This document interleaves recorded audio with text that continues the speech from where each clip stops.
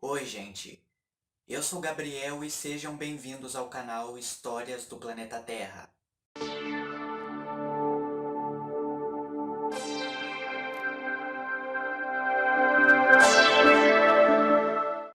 Semana passada não teve vídeo porque eu estava dedicando tempo para fazer um vídeo que eu estava reservando para essa data. Dia 14 de abril é um dia histórico, porque é nesse dia que se iniciou o naufrágio do infame Titanic. Provavelmente vocês conhecem aquele grande navio que bateu em um iceberg no Atlântico Norte e acabou naufragando 3 horas depois de bater. Que já era quase meia-noite, lá pelas 11h40 ele bateu e 3 horas depois, na madrugada, ele afundou completamente. Então, para fazer esse vídeo levou bastante tempo, então eu não tive tempo para fazer o vídeo da semana passada. Mas eu não vou falar só do Titanic. Existe uma teoria de que o naufrágio do Titanic foi previsto. Exatamente, que ele foi previsto 14 anos antes de acontecer. Agora então eu vou contar a vocês o que exatamente querem dizer com essa profecia. Afinal, como foi prevista e quem previu. Mas primeiramente eu vou fazer uma base para o assunto explicando a origem do navio Titanic. Mas antes eu peço a quem está assistindo que deixe um like, que é só baixar um pouco o vídeo, a barra, e então ali vai tá esse sinalzinho, é só vocês clicarem ali, que é muito importante mesmo. Agora então, vamos conhecer primeiramente a origem do Titanic. Há muito tempo, antes da existência dos transportes aéreos, o meio das pessoas cruzarem os oceanos era através de enormes embarcações chamadas transatlântico. No início do século XX, um dos maiores entre esses navios foi o tão conhecido RMS Titanic. Essa sigla do nome é definida do inglês como vapor do correio real. Havia uma concorrência entre duas empresas, Cunard Line e White Star Line. Uma disputa intitulada de Flâmula Azul da Travessia Atlântica. Ninguém sabe como surgiu, mas apareceu entre as empresas de navegação. O objetivo era o seguinte: o navio que cruzasse o oceano mais rápido, quebrasse o recorde de velocidade, se tornaria o novo detentor da Flâmula Azul. A empresa Cunard Line lançou os maiores, mais luxuosos e velozes navios de sua época. Os dois seriam construídos com 239 metros de comprimento, chamados RMS Lusitânia e RMS Mauritânia. O primeiro a ser construído foi Lusitânia. Sua construção iniciou-se em 16 de junho do ano 1904 e teve sua primeira viagem em 7 de setembro de 1907. Mauritânia se iniciou em 18 de agosto, sendo lançado no dia 16 de novembro do ano 1907.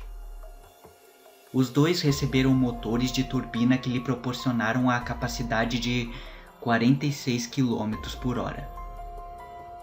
As histórias dos dois navios tiveram diferentes fins. Lusitânia foi recrutado para a guerra e atingido por um torpedo, levando-o a seu naufrágio em 7 de maio de 1915. A maioria dos mortos eram americanos, o que serviu de desculpa para que os Estados Unidos entrassem na Primeira Guerra Mundial.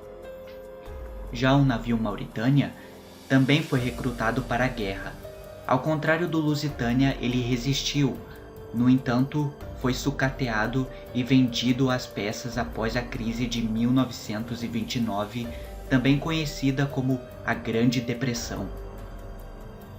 A empresa White Star Line, pertencente a Joseph Bruce Smith, recebia os navios que eram construídos pela empresa de construção naval chamada Harland and Wolff, que pertencia a William Peary.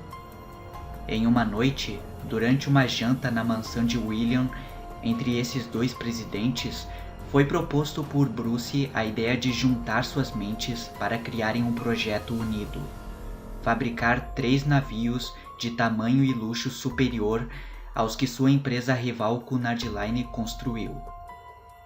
William batizou essa nova classe de navios como Olympic Class, em homenagem ao Monte Olimpo. A construção do primeiro navio dessa classe começou no dia 16 de dezembro do ano 1908. Foi ao lançamento em 20 de outubro de 1910. William deu a esse navio o nome de Olympic, para homenagear os deuses gregos. Esse navio chega a um comprimento de 269 metros e a velocidade de 39 km por hora.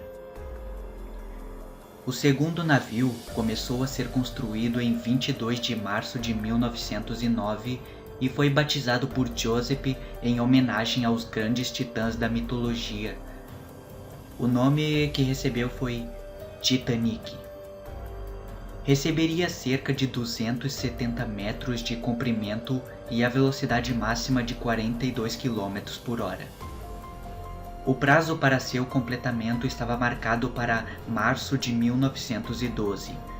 No entanto, o navio Olympic, durante seus primeiros momentos de navegação desde seu término, acidentalmente colidiu com o cruzador de guerra HMS Hawke.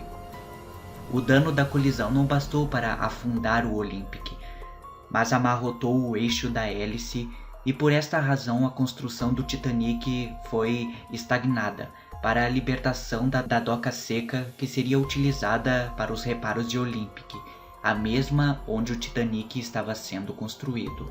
Então seu lançamento foi adiado de março para abril daquele mesmo ano. Naquela época, a lei marítima exigia que um navio do porte do Titanic deveria carregar 16 botes. O Titanic era um exemplo de segurança, pois tinha 20, ainda assim insuficiente para todos os passageiros. O construtor do navio, William Peary, ficou desinclinado a incluir o carregamento de mais botes salva-vidas. Infelizmente, devido a uma doença repentina, não pôde comparecer na embarcação do Titanic. Por isso, enviou em seu lugar seu sobrinho favorito, Thomas Under Jr., que era o projetista do Titanic. No dia 10 de abril de 1912, o Titanic, com um número estimado de cerca de 2.200 passageiros, zarpou de Southampton, Inglaterra, em direção a Nova York, Estados Unidos. A constituição dos passageiros era dividida entre pessoas ricas em uma viagem de negócios, algumas por um tempo de férias e outras eram imigrantes europeus pobres que estavam em busca de um novo começo de vida na América do Norte.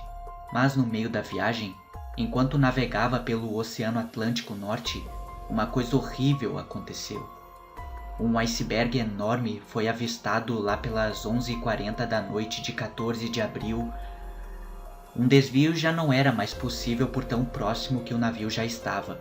O impacto quebrou de vez o casco, a água começou a entrar, o infame Titanic afundou completamente às 2h20 da madrugada do dia seguinte. Por meio dos botes salva-vidas, houve 705 sobreviventes, apenas esse número devido à insuficiência de botes. Thomas Anders ficou determinado a não abandonar o navio até que todos os passageiros fossem removidos. No entanto, acabou sendo engolido pelo mar junto com a embarcação que projetou, e seu corpo jamais foi encontrado. Após o resgate das pessoas remanescentes, os governos criaram regras mais rígidas para a segurança extensa para a fabricação de navios. Agora, quanto ao que eu disse no início do vídeo sobre o naufrágio do Titanic ter sido uma profecia, Morgan Andre Robertson, um escritor americano de contos e romances bastante popular na época, no ano de 1898, 14 anos antes de ocorrer o naufrágio do Titanic, Morgan lançou um livro intitulado Futilidade, que retrata uma emocionante história sobre a maior embarcação turística a vapor já construída pelo homem e propriedade da empresa britânica. Esse navio recebeu o nome de Titã. Após iniciar uma viagem no mês de abril, um dia ele colidiu com um iceberg enquanto navegava pelas águas do Atlântico Norte e acabou naufragando, causando a morte de quase 3.000 passageiros a bordo.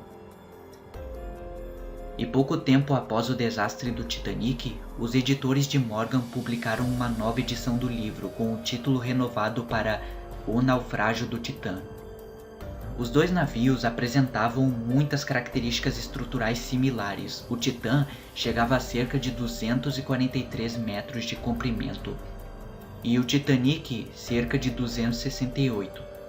Ambos tinham 3 propulsores. O Titanic tinha 16 compartimentos à prova d'água, enquanto o Titã tinha 19.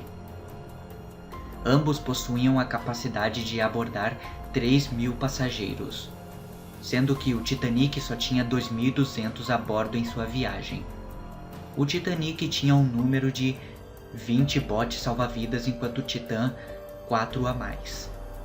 Em base nas semelhanças dos navios e as duas histórias, é teorizado que Morgan previu a tragédia do Titanic antes de acontecer.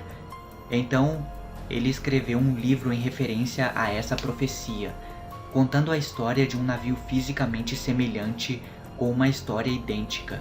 Iniciou uma viagem no mês de abril, bateu em um iceberg no Atlântico Norte pouco antes da meia-noite e afundou completamente pouco depois.